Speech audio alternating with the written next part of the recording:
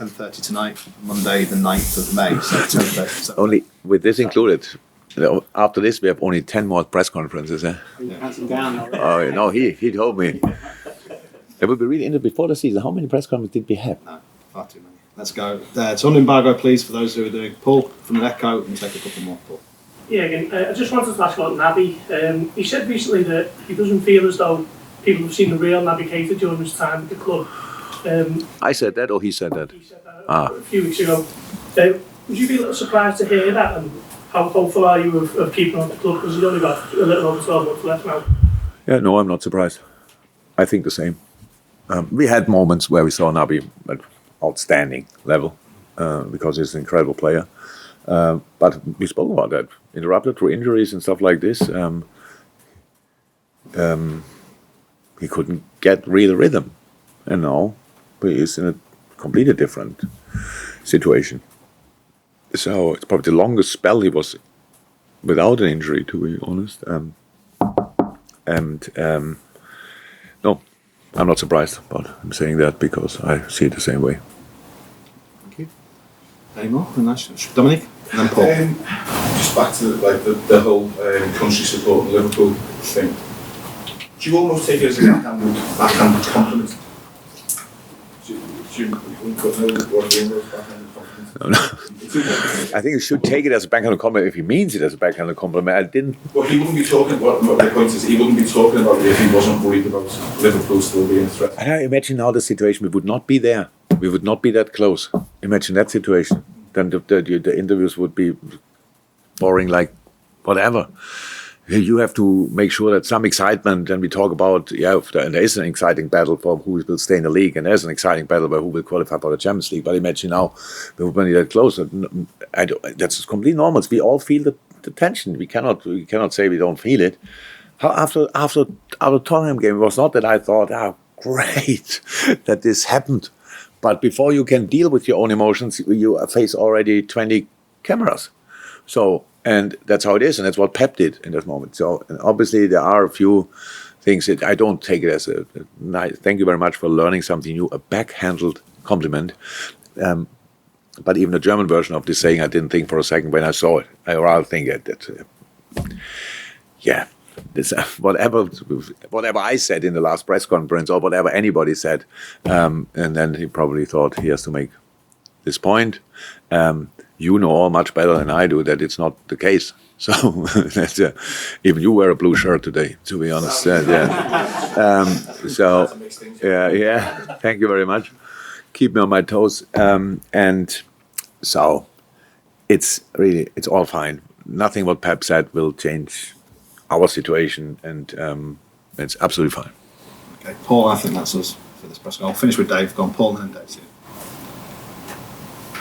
Yeah, would you contact Antonio Conte since the weekend? No. Because?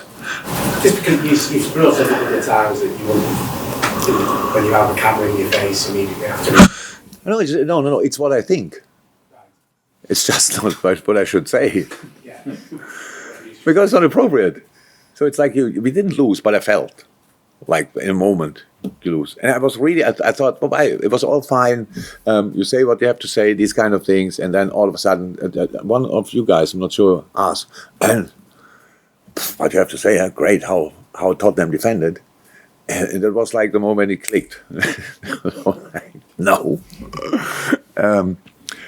I mean it when I say I couldn't coach it. So that means that's actually a compliment. Backhand. I couldn't. I couldn't. It's like what they do is incredible.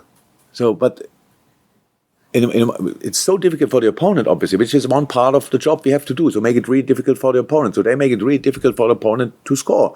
That's true. But it's just like in the moment you don't score, means ball is still in game and play, obviously, probably. And at that moment, Harry Kane gets on the ball. And that's not a brain fog. Yeah, that's really then the other thing. And what can you do in these moments? What can you do in these moments? And that's why all respect. And the main message is I couldn't coach that. And that's then positive. So, and if Antonio hears that, sees that, whatever, then he might think, so Diego Simeone, I mentioned Atletico, great. Can't wait, we face them next time in the Champions League. So you will all give me that back. So that's what I mean. It's not necessary to say these kind of things. But it was out before I started thinking again. Thank you. Finish with Dave. No, Dave's finished. So you happy, Paul? I was going to ask the same. Okay. Oh, great. Happy? Follow from Paul to finish that. Just on the way, probably offensively as a team, you put in a lot of crosses. I think it was 6 crosses. Do you think there was a lack of what would you put that down to? Oh, Was it a lack of patience? Was it tiredness? Was it? Yeah. Can you do that? Yeah. Because of the tension of the situation. There were, okay, so like the easy the crosses you can read easy. They are not useful in a game like this with the profile of players they have in the box. That makes no sense. But it happens. You got the ball there, not a lot of options around, stuff like this. So pass it back in the center, but what you usually have to do, like keep going to find a momentum really where, or to a moment where you really can pass through the gaps, get to the touchline, square it from there, these kind of things. Yeah, it's just the situation. The main challenge in a game like is that you are constantly in a creating mood, knowing each missed pass is a massive problem. So that is really difficult to stay calm in these moments. So that's to do exactly the right thing. But we had I spoke about a few moments, but I'm not sure they were counted as crosses. But if we chip the ball from half left to handle, like close to the touchlines, in behind the wing back, and we are there and square the ball from there, that's a great football moment. But that was then the moment when we didn't anticipate it well enough. So these kind of moments which we had. So in the end, you count crosses. But if we would have won 3-1, you wouldn't have counted crosses. I mean, there was still the number there, but you would have not asked me about that. Cross, but in the decisive moments, you did the right stuff. So, and that's a little bit of a problem. So we, I said it was not a perfect game, but a general approach for the game. So again, the counter press was completely different level. We win it, and we talk about that. Wow, the counter press of Liverpool. We don't win it, we just forget it. I don't, because that keeps us going. That keeps us in there. That's much better. So no counter press, for example, but winning 1-0. And 5 games to go. 5 finals to go. And you have to, boys, because then something happened beforehand. That is, all of a sudden it's gone, and we lost. That's how I see it. That's how I saw the game. So let's keep going from there, and that it not always works out. That's the nature of the thing. We cannot. That's how it is. And with the quality of the opponent and the goalkeeper and all these guys around, makes it really. And we had the situations when Birch hits the header here instead of here, it's at least a better chance than hitting the crossbar. All these kind of things. There had two situations, I think, from that moment. So we didn't score from a set piece, but we could have, because everything was nearly perfect.